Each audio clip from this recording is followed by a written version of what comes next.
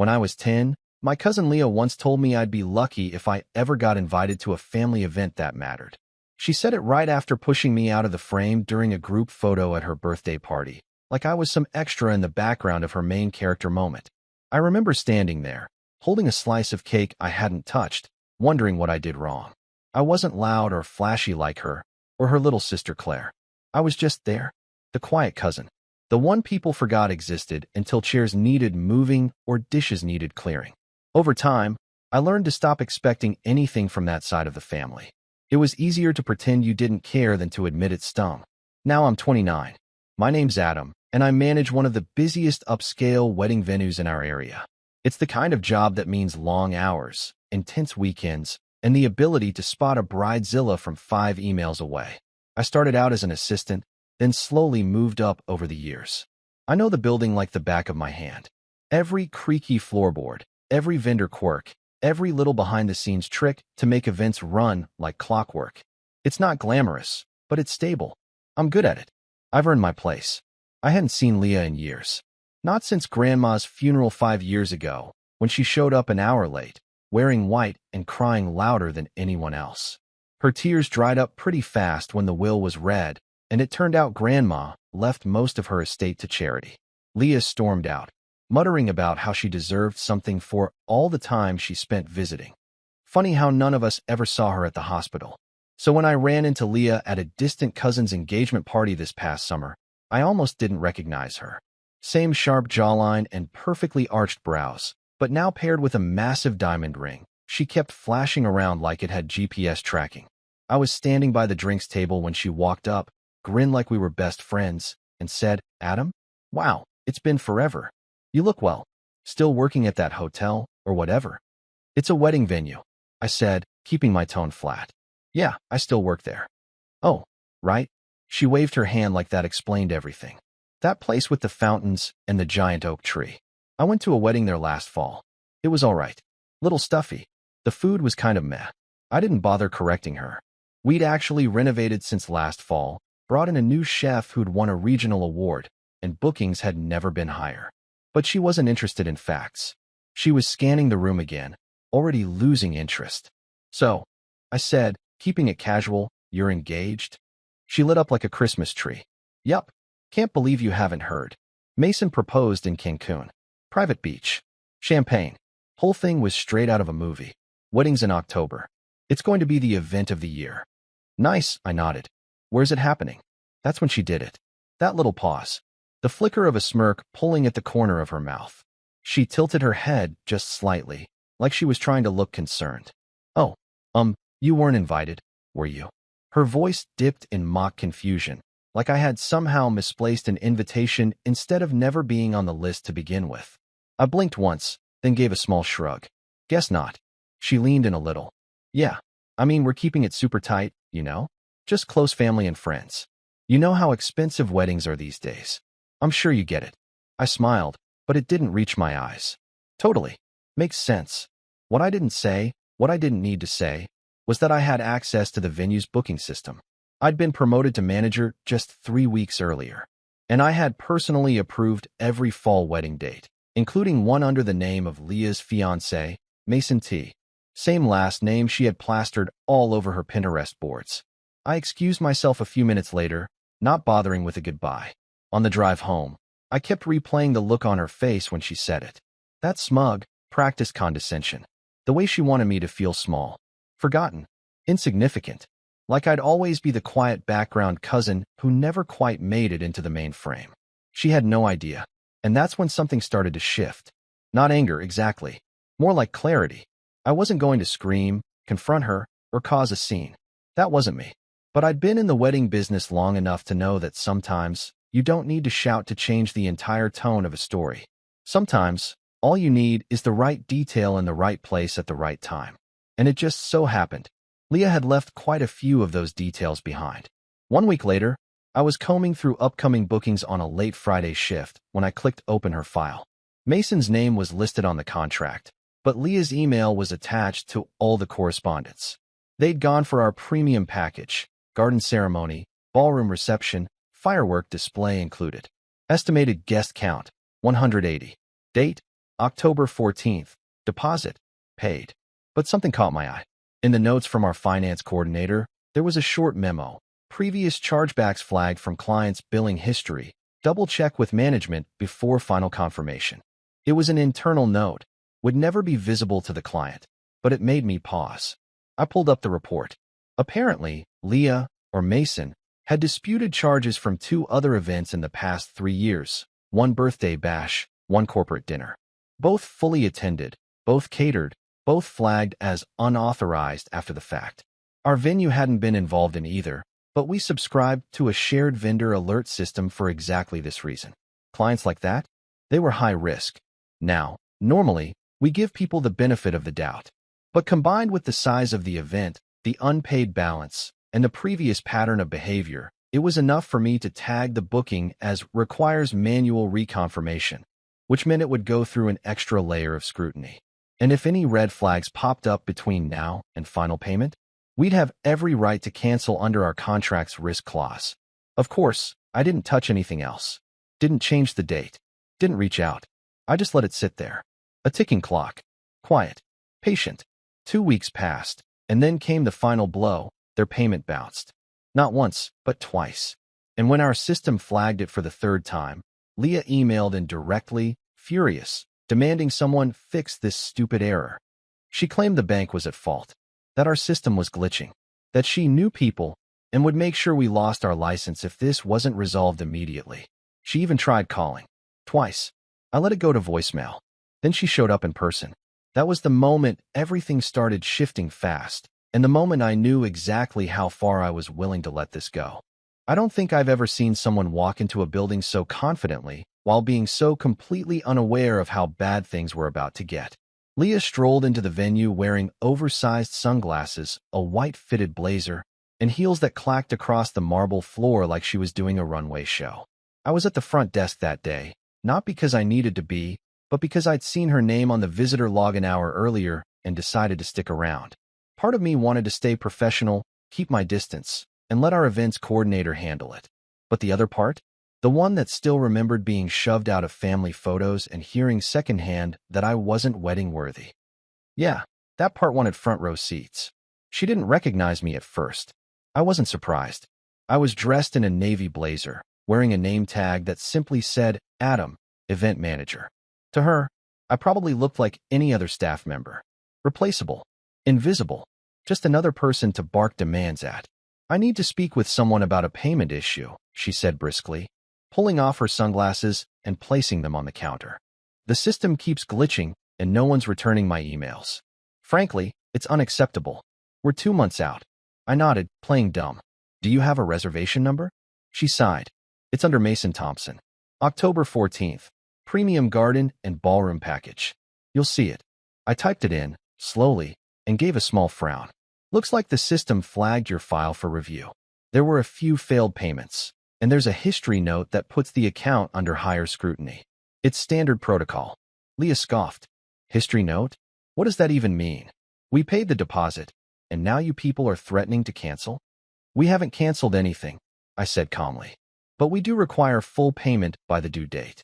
And our system flagged prior chargebacks under your billing name, which automatically delays confirmation until it's cleared up. She went quiet for a beat. Her eyes narrowed. That's a lie. There were no chargebacks. I turned the monitor slightly, not enough to breach privacy rules, but enough to show her the bolded red text at the top of the file. High-risk client.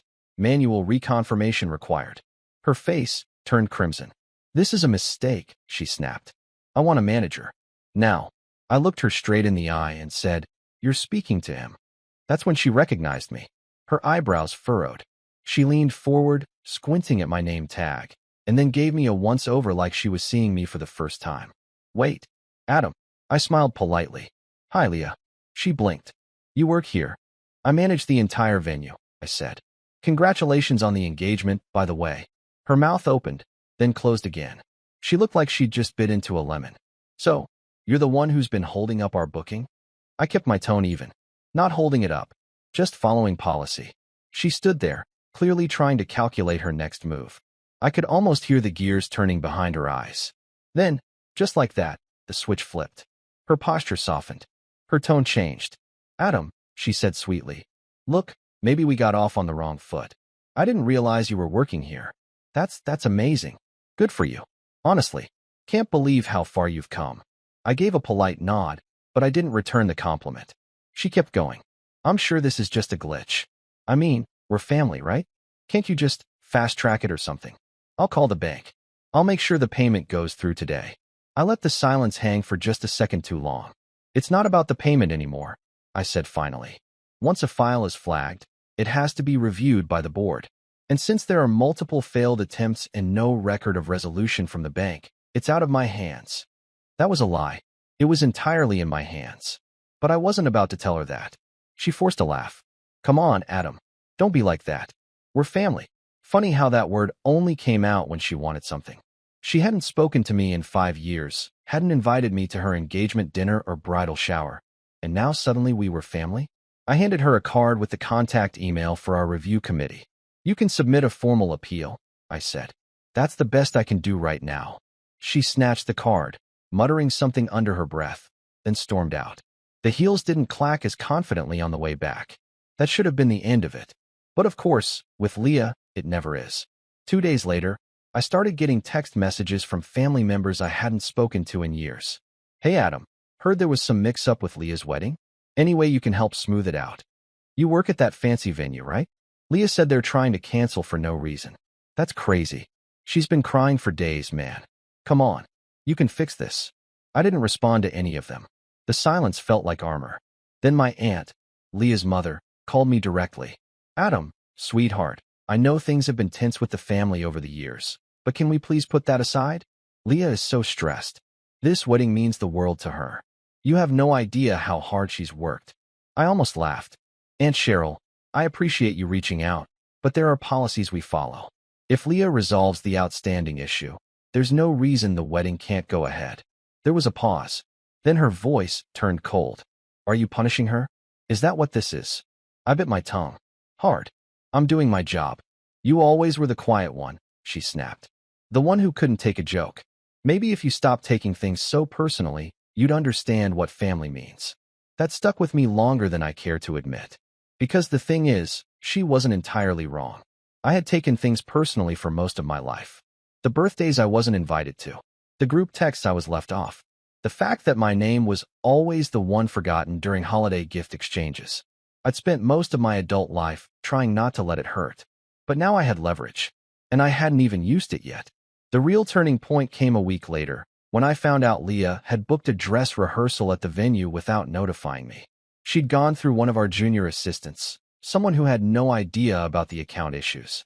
Scheduled a walkthrough of the ballroom and the garden on a Saturday morning. I was already at work when I saw the name pop up on the schedule. I called the assistant immediately. Cancel it, I said. But she's already on the way. Cancel it. Lock the ballroom. Sure enough, 30 minutes later, security called me to the front. Leah had arrived in full hair and makeup, dragging her maid of honor and 2 other girls behind her, all in matching pink silk robes. It looked like they were filming a reality show. Adam, she said, throwing her arms out. So good to see you again. We were just heading to the garden. It's not available, I said. She blinked. Excuse me. There's no reservation on file. And your account is still under review. You're not authorized for walkthroughs at this time. Her smile slipped. This is ridiculous. I confirmed it with. The assistant made a mistake. I've corrected it. The maid of honor leaned in. Seriously? We took the morning off for this. I looked Leah in the eye. You should have cleared it first. That's when she cracked. You're doing this on purpose, she hissed. You're jealous. You always were. Just because no one cared about your little achievements doesn't mean you get to ruin my wedding. There it was. The moment she said it, I knew there was no going back. All the years of being overlooked, dismissed, made to feel invisible, they crystallized into something sharp and clear. And I wasn't going to hold back anymore. But I didn't raise my voice. I didn't threaten her. I just smiled and said, maybe you should have invited me. She turned on her heel and stormed out, practically dragging her friends behind her. I watched them go, then turned to security. If she comes back without written approval, she doesn't get past the lobby. And just like that, things were set in motion. The thing is, Leah had no idea what was actually coming. And the next move? It wasn't mine. I didn't think one family wedding could derail so much of my life. The night after Leah's failed dress rehearsal, my phone blew up again. But this time, it wasn't just extended family calling to guilt me. It was my mom. And when I say she was livid, I mean she sounded like she was 2 seconds from driving to my apartment and banging on the door. "Adam, what are you doing?" she demanded before I could even say hello. "Did you really cancel Leah's walkthrough?" "She's devastated." Cheryl called me crying. "Mom, she never had clearance to be there. Her payment's still in dispute, and she's been flagged for past chargebacks." I didn't cancel anything. I enforced the policy. My mom's silence was deafening. Then, she said, "You're using your position to get back at her for not inviting you." Is that true? I felt like I'd been slapped. Not because she asked, but because of how easily she believed it. "Do you honestly think I would jeopardize my job over a petty grudge?" "I don't know, Adam," she said, voice tight. "You've always been a little sensitive." There it was. That word. Sensitive. The same label I've been stuck with since middle school, when I stopped trying to fight back against my louder, meaner cousins and just withdrew instead. When I'd get quiet at family dinners because every time I opened my mouth, someone had a joke ready. When I started skipping birthday parties entirely and no one really noticed. "You know what?" I said, trying to keep my voice steady. "I'm not having this conversation." "Adam." I said no. And I hung up. I don't hang up on my mom. I never have. I stared at the screen for a long time afterward, hands shaking, heart thudding like I'd run a mile. Over the next few days, everything got worse. I was getting cold shoulders from multiple family members. My uncle, who'd once promised to help me get a side gig at his marketing firm, texted me a single word: disappointed. My cousin Sam removed me from the fantasy football league. My own mother didn't respond to any of my messages. It was like I'd been silently excommunicated. The worst part? For a while, I believed maybe I had gone too far. What if I was being spiteful? What if they were right? What if the kid who got pushed out of group photos had turned into an adult who let bitterness creep into his professionalism? I started second-guessing everything. At work, I double-checked every event file, triple-checked every client status. I stopped joking with the staff. I ate lunch alone at my desk. I stayed later than necessary and left feeling like I had a boulder on my chest. Then came the final blow. We hosted a corporate wedding planning conference at the venue, big names from all over the region. I was scheduled to present on vendor-client risk management. It should have been a proud moment. Instead, an hour before I was supposed to go on stage, my general manager called me into his office. "Adam," he said carefully, "I need to talk to you about a complaint we received." My stomach dropped. "It's from a woman named Cheryl Thompson. Claims that you intentionally interfered with her daughter's wedding planning. Says you're abusing your position and that she plans to go public." I closed my eyes. "Sir, that's not true. There's a clear policy trail. I've documented everything. The chargebacks, the failed payments, the unauthorized walkthrough." "I know," he said, holding up a hand. "I've reviewed it. You followed protocol." "But Adam," he paused, steepling his fingers. "When you're in management, perception matters. Even when you're right." I wanted to scream. "So what does that mean?" "It means for the time being, we're going to reassign your high-profile accounts. Let things cool off. You'll still have your title. Same pay. But I think it's best if you step back from the Thompson file entirely." It felt like a punishment. A subtle one, sure, but it stung. I wanted to argue, but I knew it wouldn't help. He was protecting the business. He wasn't wrong.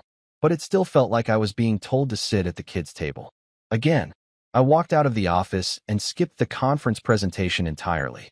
I went home, closed my laptop, turned off my phone, and lay on the floor of my apartment staring at the ceiling until it was dark. That was rock bottom. It wasn't loud or dramatic. It was just quiet, hollow, like all the air had been sucked out of my world. I stayed in that place for a few days. Showed up to work, did the bare minimum, went home. I avoided my family, ignored the group chats, left my mom's messages unread. It was like I hit pause on my whole life. But then something weird happened. One of the junior staffers, Julia, knocked on my office door a few days later. I barely looked up. "Hey," she said. "Just wanted to say, I saw what happened with that client last week. And for what it's worth, you handled it better than I would have." I blinked. "Thanks, but it doesn't feel like it." She gave me a sad smile. "Still, just wanted you to know." That tiny gesture cracked something open. I realized I wasn't alone. I realized that my silence, my retreat, it wasn't helping anyone, especially not me. So I started climbing back. Slowly, I pulled up the Thompson file and went through it line by line. Not to sabotage, not to interfere, but to make sure everything I'd done was by the book. I documented every step. I created a spreadsheet with timestamps, communications, staff notes. I backed everything up on our internal system. If Leah or Cheryl wanted to escalate, I'd be ready. Then I started working with Julia on a training packet for junior staff, how to handle flagged accounts, how to maintain neutrality, how to document risk cases. I pitched it to my GM, and he approved it for rollout next quarter. Bit by bit, I found my footing again. I didn't try to fight the family silence. I accepted it. I stopped checking the group chat. I blocked Leah on Instagram. I put my head down and focused on doing what I did best, running events that made people feel like they were living their best day. We hosted a wedding in late August for a couple who had eloped during the pandemic and were finally celebrating with family. The bride's father pulled me aside afterward, tears in his eyes, and said, "You made this feel like magic." I almost cried right there. It reminded me why I got into this business in the first place. Not for the chandeliers or the paycheck or even the power, but for the chance to give people moments that mattered. I stopped needing to prove anything to Leah, or Cheryl, or anyone else who thought I'd never amount to more than the quiet cousin. I'd built something, and even if no one clapped for me at the family reunion, I was still standing. But just when I thought the storm had passed, something showed up in my inbox. An anonymous tip. A forwarded email chain between Leah and a friend. The subject line, "Getting around cancellation fees, LOL." And what I read changed everything. The email chain was forwarded to me anonymously from a burner Gmail address. No name, no signature. I almost deleted it, thinking it was spam. But the subject line made me pause. "Your cousin is planning to screw your venue. Thought you'd want to know." My hands hovered over the trackpad. I clicked. What opened was a conversation between Leah and someone named Jasmine B., who I later found out was one of her bridesmaids.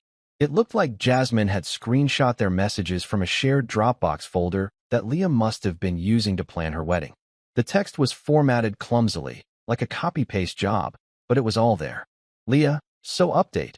Mason's card got flagged again, but it's fine. I have a workaround." Jasmine, "A girl how?" Leah, "You remember Claire's old company card from the salon she left? Still active." Jasmine, "What?"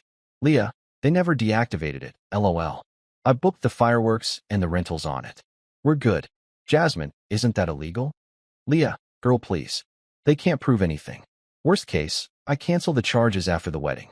It's not like the venue can take it out of our hands by then." Jasmine, "Damn." Leah, "Also, Adam tried to cancel our walkthrough last week. Don't worry. I just rebooked it under Claire's fiancé's name this time. He's listed as the planner. Now they won't know the difference." Leah, "And anyway, once we're there, it's too late. They won't kick us out on the day. Even Adam isn't that petty." Leah, "Let him try though.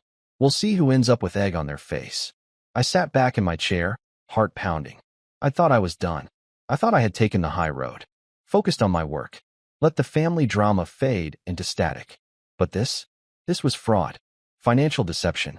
Intentional manipulation of our internal system. And the worst part? She was daring me to stop her. She was betting on the fact that no one would risk ruining a wedding in motion. That no manager would shut down a ceremony mid-reception. That even I, quiet little cousin Adam, wouldn't dare. She was wrong. I forwarded the email to our compliance officer immediately, along with my notes and a formal report. Then I asked to meet with my general manager behind closed doors. When I showed him the screenshots, he whistled low. She really thought we wouldn't find out. She's assuming we won't act. Because of the optics. He raised an eyebrow. "You planning something?" I nodded. "I'd like to handle it. Quietly. Legally. But decisively." He leaned back in his chair, considering me. "You're walking a tightrope, Adam. Are you ready for that?" "I've never been more ready." He gave me a slow smile. "Then let's make it ironclad." Over the next 3 weeks, I became a ghost in the machine. I combed through every aspect of Leah's booking, every vendor she used, every contact name, every alternate ID she tried to slip into our system. And it wasn't just the old salon credit card. She'd submitted 3 different email aliases under different planning agencies, all with slight misspellings to avoid flagging. I'd dealt with scammers before, but seeing it come from my own cousin made it hit different. I worked with our legal team to tighten our contract clauses, especially the one that allowed us to cancel or halt events at any stage if fraud or unauthorized payments were discovered. Then I scheduled a quiet internal meeting with every key department: events, catering, security, even the valet service. No drama, no theatrics, just facts. October 14th, Thompson Tate wedding. Flagged as high risk. If you receive any changes from outside the approved contacts list, route them through me. If there are any walk-ins or unlisted guests trying to access the property early, call security. Are we expecting issues? Asked one of the catering staff. We're expecting to be prepared, I said. And I was. I even reached out to the firework vendor Leah had mentioned.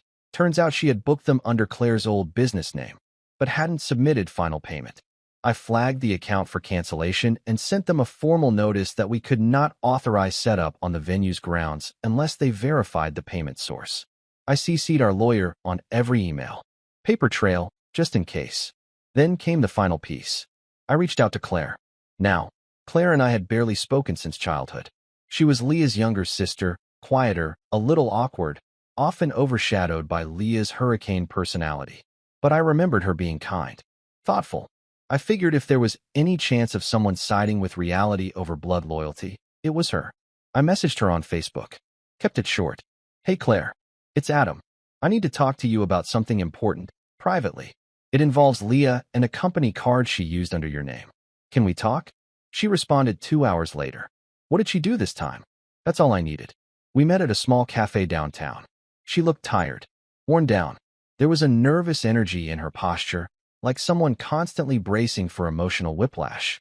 I showed her the email chain. She didn't even flinch. She used my old card? She muttered.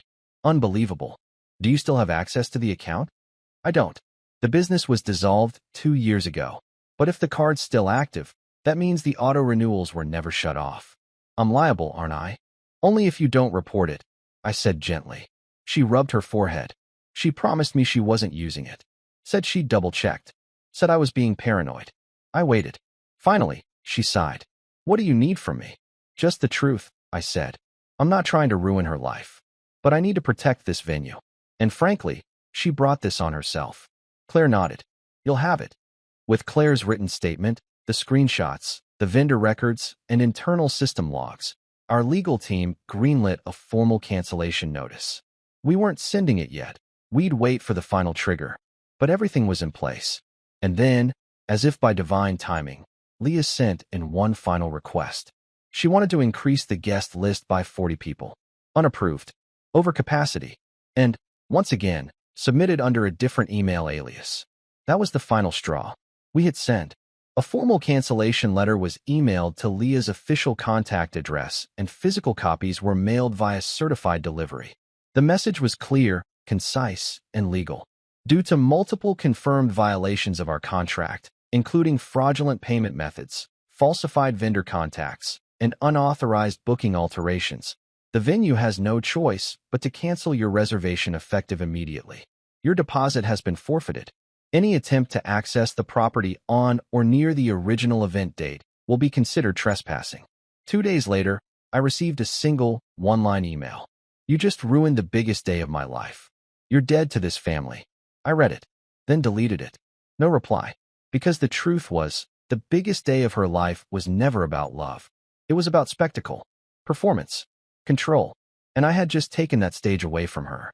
But this story wasn't over. Because weddings? They're not just about the day. They're about the fallout. And I had a front row seat for everything that came next. I didn't hear anything for a while after the cancellation notice went out. No new emails. No calls. No passive-aggressive voicemails from my Aunt Cheryl. Just silence. And I'll admit, for a few days, that silence made me uneasy.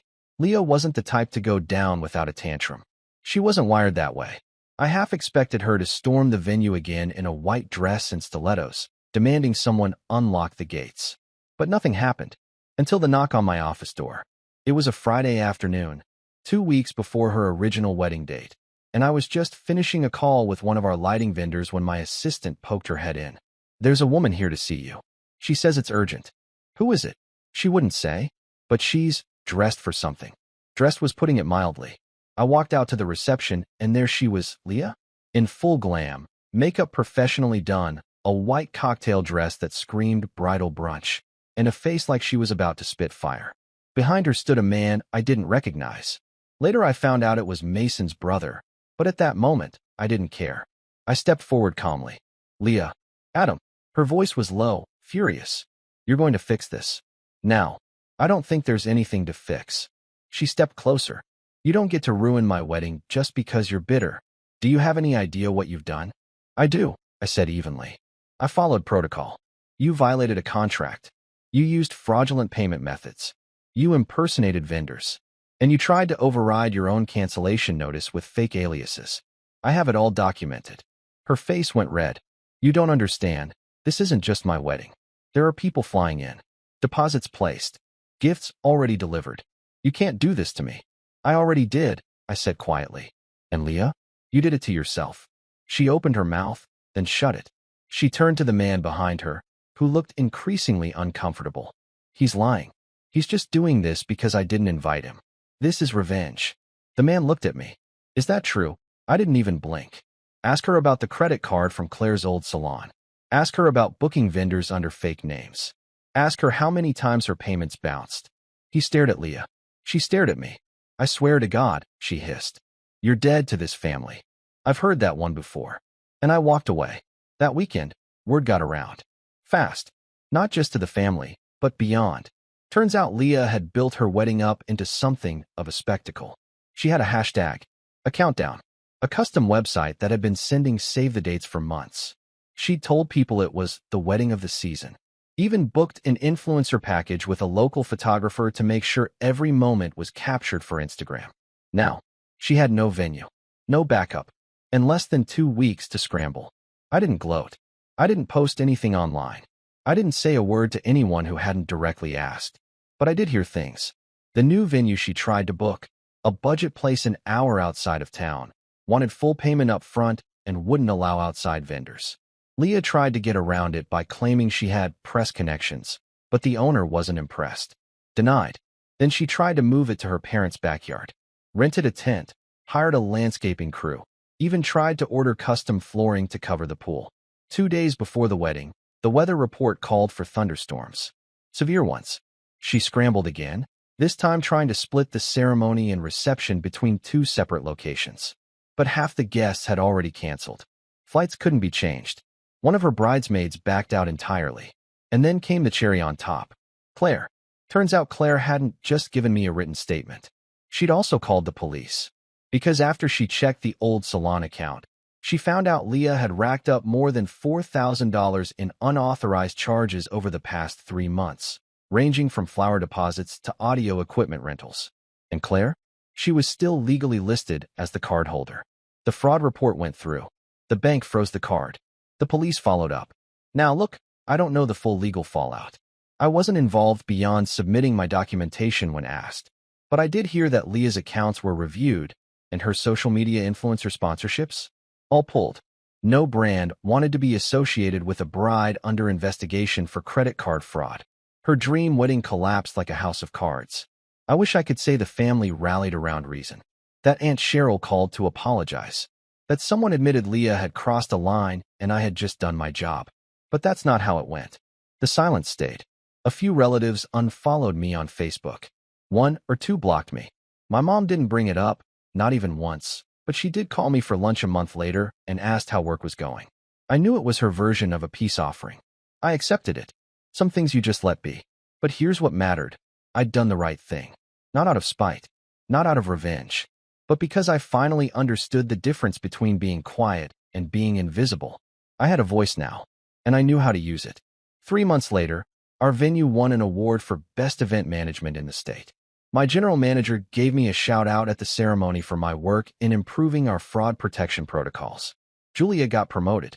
Claire and I stayed in touch. And Leah? Last I heard, she was still trying to sell off the extra monogrammed wedding favors. She never found out who forwarded me that email. I never told her. Some secrets deserve to stay buried. But I'll leave you with this. When people show you who they are, believe them. And when someone tries to make you feel small long enough, they forget how tall you might grow. I wasn't just in the frame anymore. I was holding the camera.